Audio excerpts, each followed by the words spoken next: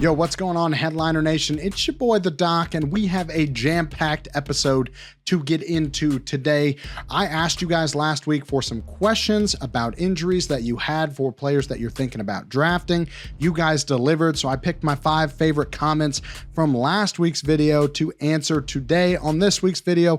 Hopefully you guys enjoy that conversation, but before we get into it, we got to talk about some of the training camp news that has dropped from an injury perspective and some that's just more updates on players coming back from injury. So let's get into it. All right, so we're only a week into training camp. We have had a few players suffer season-ending injuries already. I've listed them up on the screen. Most of these guys are defensive players, but the biggest name from an offensive perspective is probably Lions kicker Michael Badgley. He was supposed to be the starter for them. He tore his hamstring in training camp, so he is now done for the year, which opens up a spot for a high-powered kicker to come in and potentially produce for your fantasy teams on a pretty good offense, but no Michael Badgley. So we're looking now for who is going to be the kicker for the Lions. We don't know that yet, but I imagine in the next couple weeks they will pick a guy and go with him heading into the season. All right, next up, we got some training camp injuries that I'm just kind of keeping an eye on right now. Running back Joe Mixon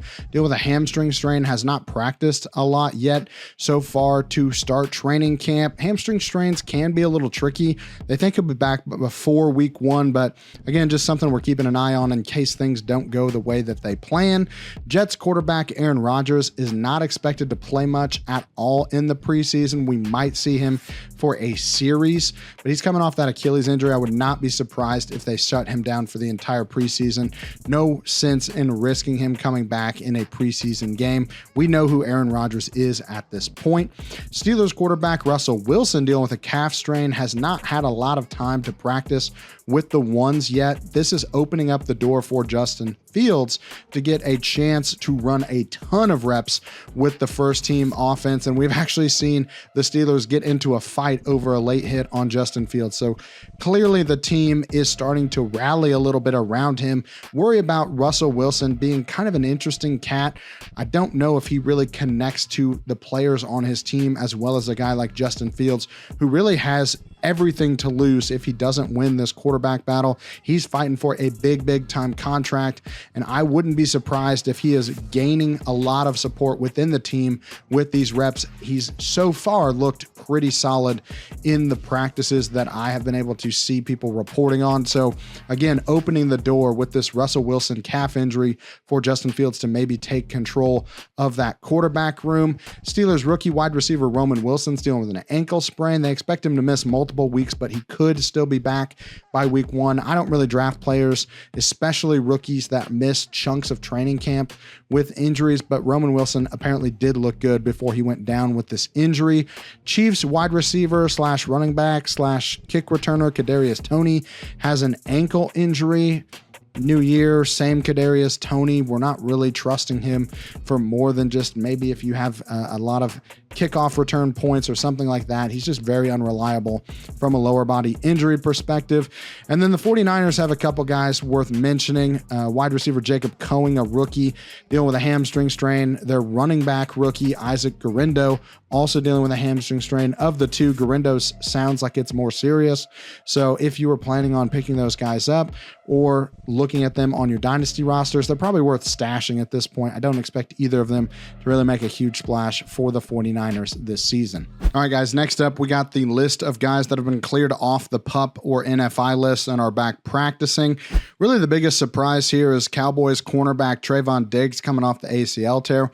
Most of the guys that tore their ACL last season are still on these lists, so it's good to see him back and practicing already. 49ers wide receiver rookie Pearsall coming off the hamstring strain.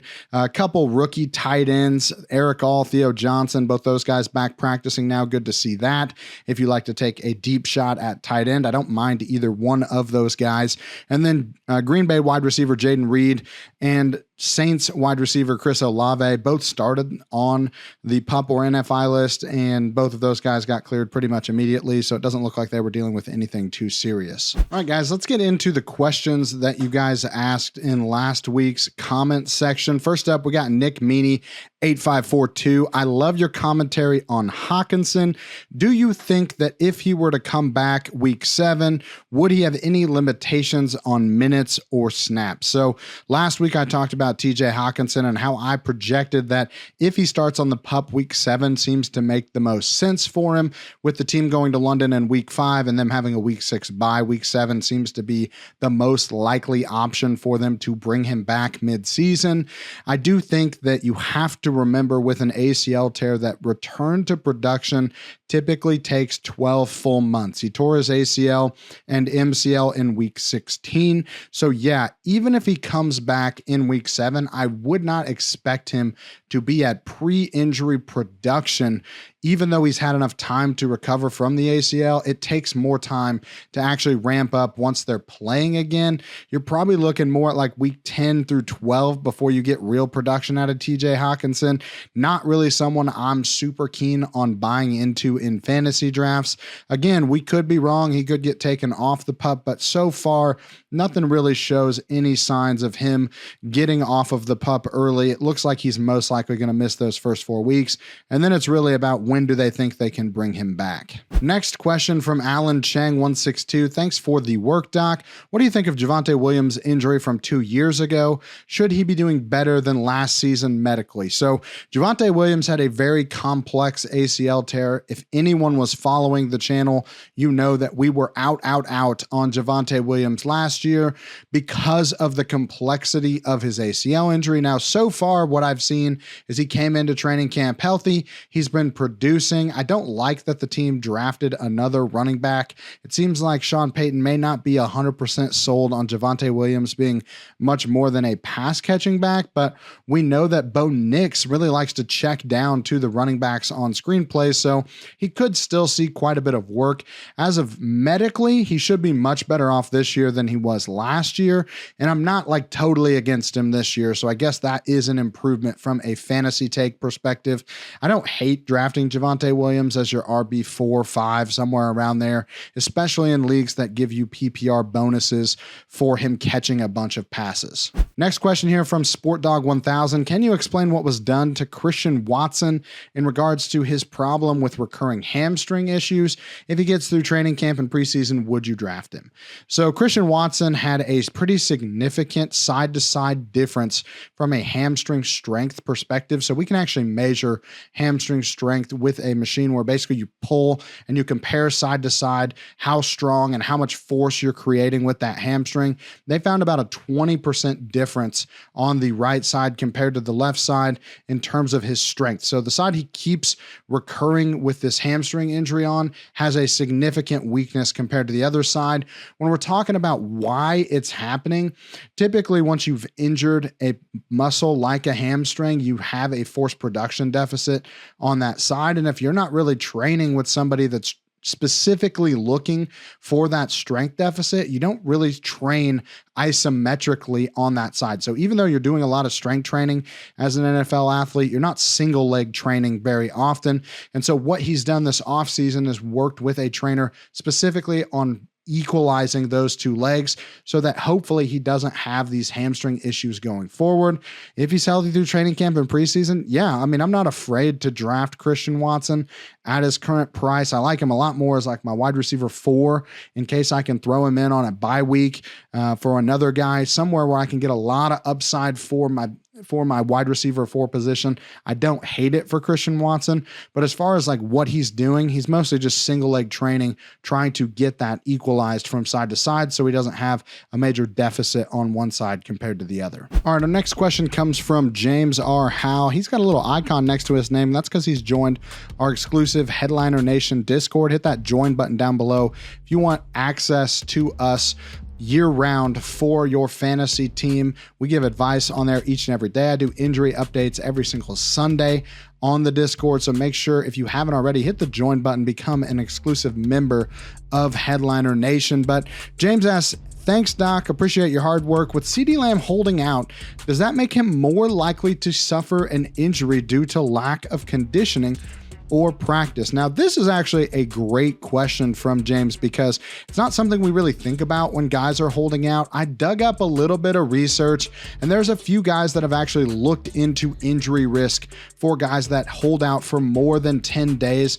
The study showed that 42 players have held out of training camp for over 10 days, and of the 42, 11 of them actually suffered a season-ending injury at some point during the year, which is right around 25-ish%, a little bit more than that actually.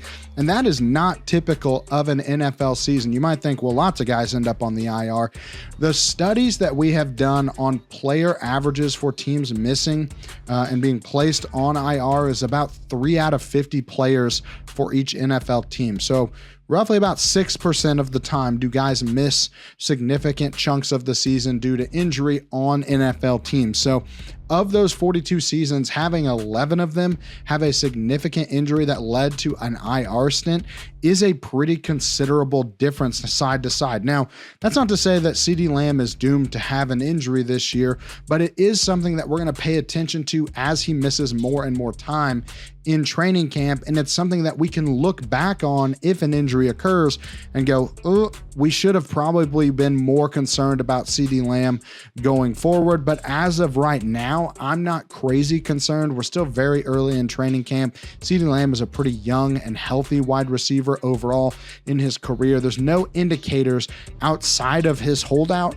that he would be at any increased risk for injury this season. So I'm still perfectly happy drafting CeeDee Lamb, understanding that injuries happen and it's not something that you can predict with 100% certainty. All right, last question, probably the guy I get the most questions about in the comments each and every video. This one comes from Anthony Lepiscopo 9185. What's the status on Nick Chubb's injury? Thanks. So not a lot of great news coming out of Browns camp as far as Nick Chubb being ready for the start of the season. There's not a lot of optimism that he's going to be ready by week 1. There are videos of him lifting a ton of weight. Again, doesn't really tell us much about where he's at from a recovery standpoint. Haven't seen him really running or cutting at all so far. A few videos of him jogging, but not anything that would indicate that he is ready to be a bell cow in the NFL. So Nick Chubb, again, not a guy that I'm really buying a whole lot of in my drafts right now.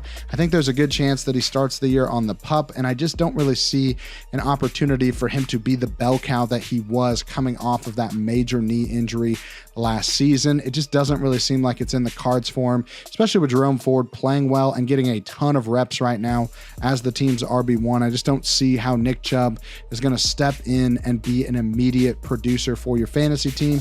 I think he could still have a good second half of the season, but are you willing to wait for multiple weeks for him to actually give you that? Me personally, I don't like to waste weeks on guys that are not going to be ready to start the season, especially at cost. I'm going to let somebody else take that risk, hold on to him all through the first month, maybe 2 months of the season. And I'm going to pick somebody that I think is going to give me value for my fantasy team from week 1, because you got to start racking up those wins early. You can't bank on a guy being 100% that doesn't start the year perfectly healthy. It's just not a very good way to win fantasy championships. You got to get those wins early, try to get those bye weeks in for your fantasy playoffs, and then just let somebody else deal with the headache that is Nick Chubb this season. All right, guys, that's it for the injury update show. Hopefully you enjoyed this format where I answer questions. If you liked it, let me know in the comments down below. Leave those questions. I'm going to try to answer as many of them as I can, and you never know, I might actually answer a few more of them in next week's injury update show. Appreciate you guys liking and subscribing to the channel, and we'll see you guys next week.